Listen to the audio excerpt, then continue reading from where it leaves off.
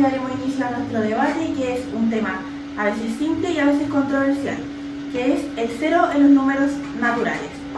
Analizaremos su origen, cómo aportan las matemáticas y cómo funciona la vida cotidiana.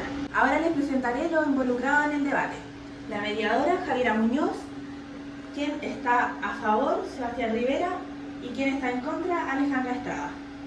Bueno, para comenzar el debate, dispondrán de 1 minuto como máximo cada uno para entregar su postura ante este tema, empezando con Alejandra Estrada. Bueno, es importante considerar que el cero no tiene un inicio desde el principio, sino se le fue dando según las necesidades de las matemáticas hasta llegar a la definición de cero. También es importante considerar que las antiguas civilizaciones definieron los números naturales como el contar cosas reales. Ellos lo definían como contar el vacío, parte de los reales. Luego, los babilonios fueron los primeros en usar un símbolo para indicar un espacio vacío, pero aún este símbolo no se significaba, no se expresaba como el número cero como conocemos hoy en día. Luego, más tarde en la India fue donde se le da definición al número cero y se dice que un número sumado cero es igual a ese número como tal, haciendo referencia al cero como un elemento neutro vacío. Muchas gracias. Continúa Sebastián Rivera. Bueno, yo considero que el cero sí es un número natural.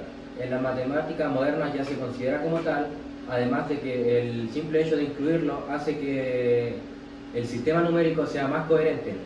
Además, este representa una cantidad, que viene a ser la cantidad nula, que es la existencia de ningún elemento, algo que también es válido dentro del conjunto de los números naturales. Muchas gracias. Bueno, a continuación tendrán 3 minutos como máximo, 1 minuto y medio para cada uno, para hablar sobre el tema, o sea, ustedes debatir sobre la pregunta de si hoy en día se debe considerar el cero en los números naturales. ¿Quién va a empezar? Ya. Yo considero que es muy importante considerar el cero en las matemáticas como tal. Sin el cero se nos complicarían las matemáticas aún más. Pero también es importante volver al inicio donde se da la definición de los números naturales, donde se expresa que los números naturales son utilizados para contar cosas reales. Entonces, siento que el cero es importante en las matemáticas, existe, pero no dentro del conjunto de los números naturales. Bueno, yo considero que, como dice ella, sí es importante regresar a la historia y ver cómo se ha originado el concepto, pero haciendo esto mismo refleja la misma naturaleza de la matemática.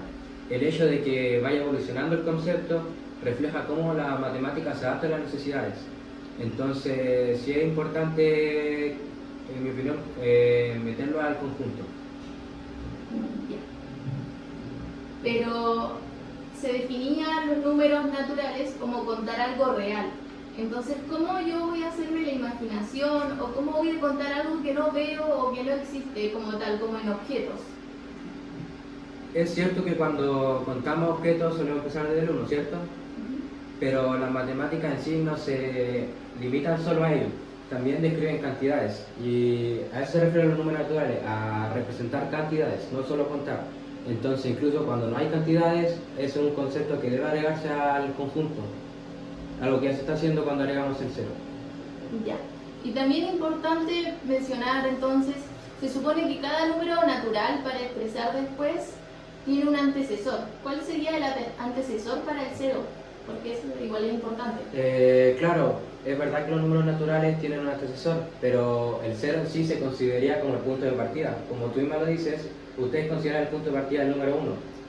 Entonces, guiándonos por esa lógica, ¿cuál es el número antecesor del 1?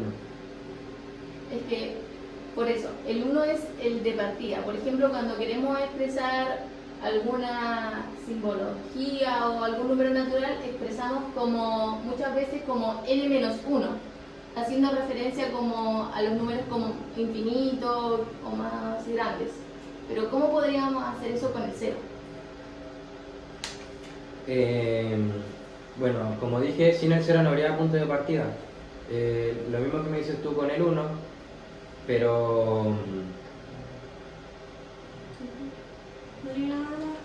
¿No? No. Bueno, yo considero considero que sí es importante el punto de partida, pero ese punto de partida ya existió desde el principio, que es el 1. Entonces, no considero que el 0 sea el punto de partida. Me quedan 10 segundos a usted para, por si quiere. Bueno, como estaba diciendo, el 0 en sí se incluyó en una norma internacional, en la ISO 31/11. Una norma que, a pesar de que ahora no sigue vigente, se actualizó nuevamente y nuevamente fue incluido dentro de los números naturales. Muchas gracias, Sebastián. Le quedan 8 segundos para responder lo último. Ya. Aunque esa norma esté, aún en sí, hay en la educación a las personas, muchas veces se le dice que no está incluido. Es como... Muchas gracias. Se ha acabado el tiempo. Muchas gracias por participar en el debate. ¿Y tú, consideras el 0 como un número natural? Ya, como vimos en este debate, ambos argumentos de las dos posturas son válidos, por lo que no podemos tomar una decisión o decir como este lado es correcto y este no. Por ejemplo, hoy en día a nosotros se nos da que un profesor nos puede decir que parte desde el 0 y otro profesor nos puede decir que parte desde el 1, y esto nos provoca una confusión. I don't think anybody would believe this story.